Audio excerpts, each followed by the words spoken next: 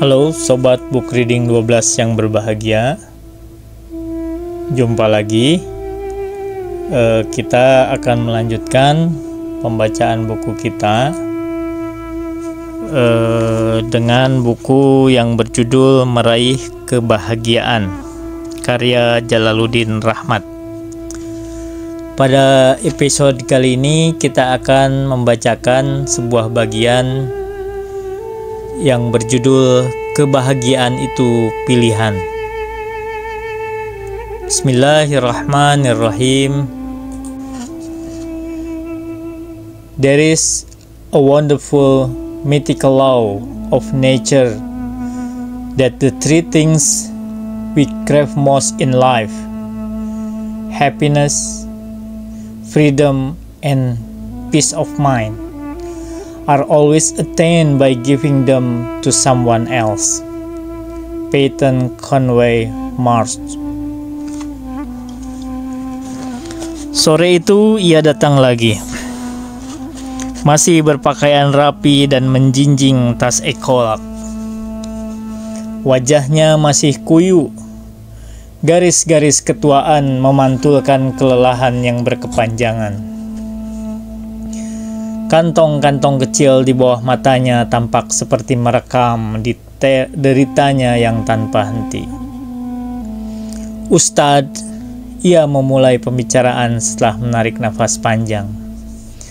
Saya sudah berpuasa Senin Kamis dengan setia. Hampir setiap malam saya salat tahajud. Saya sampaikan doa saya, kadang-kadang dengan air mata yang berlinang. Saya hanya bermohon agar saya tidak bergantung pada obat. Itu saja. Kawanku itu mantan mubalik. Sebetulnya lebih tepat ia dimantankan oleh jamaahnya. Di tengah-tengah aktivitasnya sebagai mubalik muda, ia terlibat dalam tindakan kekerasan yang melawan pemerintah. Kawan-kawannya ditangkap. Ia selamat. Ia tidak masuk penjara. Penjara masuk pada dirinya. Ia dikejar-kejar ketakutan. Ia jatuh sakit, dirawat di rumah sakit jiwa selama berbulan-bulan. Karena sakitnya, ia dipecat dari pekerjaan tetapnya. Ia juga dijauhi oleh para jemaahnya. Setelah sembuh, untuk memenuhi kebutuhan hidupnya, ia berusaha berjualan buku dari kantor ke kantor. Untuk mempertahankan kesehatan mentalnya, ia harus minum obat secara teratur. Ia sendiri sudah tidak tahan dengan ketergantungannya pada obat itu. Tetapi sekali saja ia berhenti minum obat, penyakitnya kumat lagi. Ia menjadi agresif, mengumpat, memaki-maki dan merusak barang-barang di rumahnya. Hari ketika ia kumat adalah neraka, bukan hanya untuk keluarganya tetapi juga untuk dirinya. Kali ini, ia datang kepadaku setelah musibah beruntun menimpanya. Rencana perkawinan anak perempuannya dibatalkan secara sepihak oleh keluarga laki-laki. Salah satu anaknya yang laki-laki yang beruntung diterima di universitas negeri meninggal di tempat KKN. Istrinya, ustazah yang mengajar Al-Quran dari rumah ke rumah, menderita luka bakar ketika bensin angkot yang dinaikinya meledak. Ia datang kepada aku karena beberapa saat sebelumnya ia diusir dari sebuah kantor dengan cara yang menyakitkan. Saya tidak sanggup lagi memikul derita ini. Kasihan anak-anak dan istri saya. Mengapa Tuhan menghukum saya lebih dari kemampuan saya? Bukankah dalam Al-Quran Allah berfirman, Allah tidak membebani setiap diri lebih dari kemampuannya? Jika ini dibebankan kepada saya karena dosa-dosa saya, bukankah saya telah terus-menerus beristighfar? Saya telah berusaha menjalankan agama semampu saya. Mengapa saya masih juga menderita? Katanya agama diturunkan Tuhan untuk membawa kita kepada kebahagiaan dunia dan akhirat. Kebahagiaan akhirat tidak bisa kita ketahui. Paling tidak kita harus melihatnya dari kebahagiaan di dunia ini. Pertanyaan atau sebetulnya keluhan, bahkan protes kepada Tuhan yang disampaikan kawanku itu mungkin menjadi pertanyaan banyak orang, termasuk Anda. Ketika musibah datang, apalagi beruntun, kita menambah penderitaan itu dengan menyalahkan siapa saja yang bisa kita temukan. Kalau tidak bisa, kita menyalahkan diri kita. Kalau kita beragama, kita menyalahkan Tuhan. Kalau pada waktu itu saya menasihati kawan saya atau Anda dengan judul bagian ini, bahagia itu pilihan. Iya, juga Anda akan menentang saya dengan berang. Apakah aku menderita karena pilihan? Apakah aku sengaja memilih penderita? Gila, siapa sih di dunia ini yang sengaja memilih untuk menderita? Derita itu selalu datang kepada kita tanpa diharapkan. Derita merampas kebahagiaan kita. Sebagaimana derita bukan pilihan, kebahagiaan juga di luar kendali kita. Bedanya, kedatangan bahagia yang sangat kita harapkan, bahkan sepanjang hidup kita berusaha mencari kebahagiaan. Dengan buku ini, saya ingin membuktikan bahwa baik penderitaan maupun kebahagiaan, kedua-duanya adalah pilihan kita. Karena kita dapat memilih, maka wajib bagi kita untuk memilih kebahagiaan. Kita haram memilih penderitaan. Dengan bahasa guru agama saya di sekolah dasar, kita akan mendapat pahala bila kita memilih untuk bahagia, dan kita mendapat siksa bila kita memilih untuk menderita. Malang benar mantan mubalik yang menderita pada awal bab ini. Di dunia sudah menderita, di akhirat mendapat siksa pula. Rugi dunia dan akhirat, itulah kerugian yang sangat jelas. Quran Surah Al-Hajj ayat 11. Tetapi, apakah mubalik kita memilih untuk dipecat dari pekerjaannya, untuk punya kesulitan ekonomi, untuk kehilangan anak tersayangnya dan lain-lainnya? Tidak, tentu saja. Kita harus membedakan antara musibah dengan penderitaan. Musibah seperti kehilangan anak, kebakaran rumah, penyakit, kecelakaan, kemelaratan, penghinaan, pengkhianatan berasal dari luar diri kita. Saya tidak pernah terpikir untuk ditusuk dari belakang oleh orang yang hidupnya saya selamatkan. Saya tidak pernah merencanakan untuk dicampakkan dengan penuh kehinaan oleh orang yang selama ini menghormati saya. Tiba-tiba saya ditipu ratusan juta rupiah oleh orang yang saya percayai dengan sepenuh hati. Penderitaan pada gilirannya adalah perasaan pedih dalam jiwa kita. Boleh jadi karena musibah atau bukan musibah. Musibah, kata para filsuf, adalah realitas objektif. Penderitaan adalah realitas subjektif. Musibah adalah dunia di luar kita. Penderitaan adalah pictures in our head. Jamie Meyerfield menulis dalam Suffering and Moral Responsibility. Dalam arti objektif, penderitaan sama dengan bencana atau kemalangan. Dalam pengertian ini, makna yang tepat dari penderitaan masih perlu dilengkapi, karena apa yang disebut dengan sebagai bencana dan atau kemalangan tetap saja samar-samar dan bisa mengundang perdebatan. Tetapi memang seringkali bencana tidak diragukan lagi. Ada yang dibunuh, keluarga dibantai, rumah yang dibangun seumur hidup terbawa banjir, orang kehilangan pekerjaan dan terlempar sebagai gelandangan, kekurangan gizi, atau menderita penyakit yang melumpuhkan. Kadang-kadang, penderitaan hanya menunjukkan pengalaman dari bencana yang objektif, tanpa mempedulikan keadaan psikologis dari orang-orang yang mengalaminya. Seringkali penderitaan punya makna psikologis. Kali ini, penderitaan menunjukkan apa yang dirasakan orang. Secara kasar, menderita artinya merasa tidak enak. Inilah yang dimaksud ketika orang menghibur orang yang ditinggalkan mati oleh keluarga tercintanya karena kecelakaan atau tindakan kekerasan dengan berkata, mereka tidak menderita.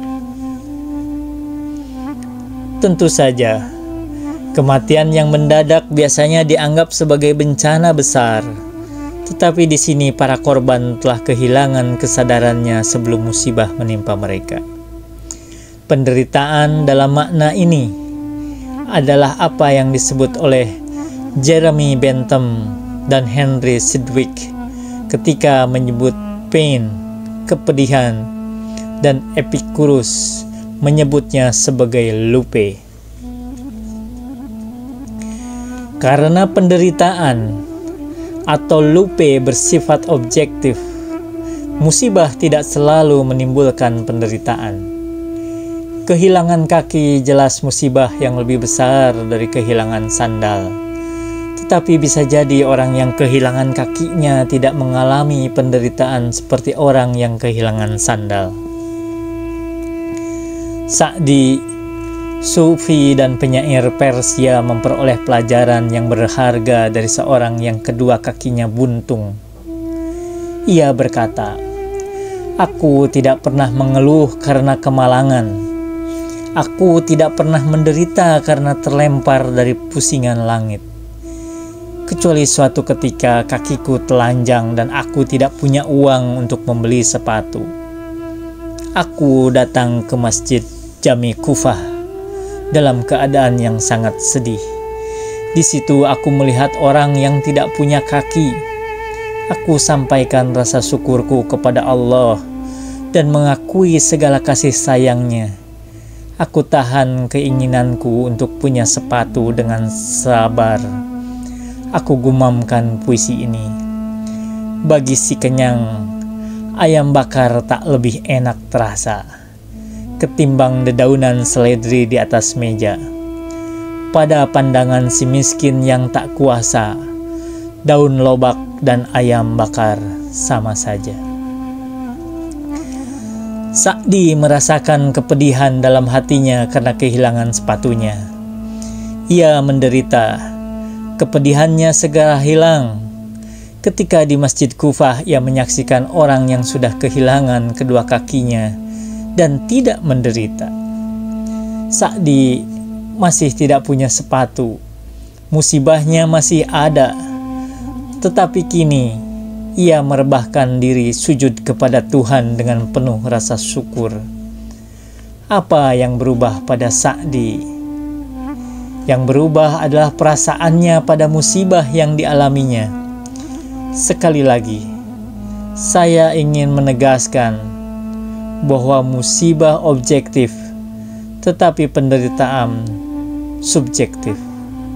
Musibah datang di luar kendali kita. Penderitaan terletak pada pilihan kita.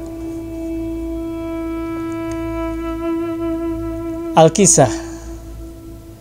Dua orang psikolog, Thomas Holmes dan Richard Reich, mencoba membuat skor tentang besarnya penderitaan orang berdasarkan musibahnya.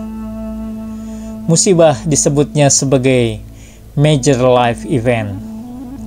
Biasanya karena perubahan hidup yang tiba-tiba. Para psikolog mutakhir menyebut musibah secara lebih spesifik negative life event. tingkat penderitaan disebutnya sebagai stress value. Dengan ukuran itu diketahui, misalnya, musibah mana yang lebih banyak mendatangkan penderitaan, kehilangan istri, atau kehilangan pekerjaan. Di bawah ini saya cantumkan sebagian saja dari scoring itu.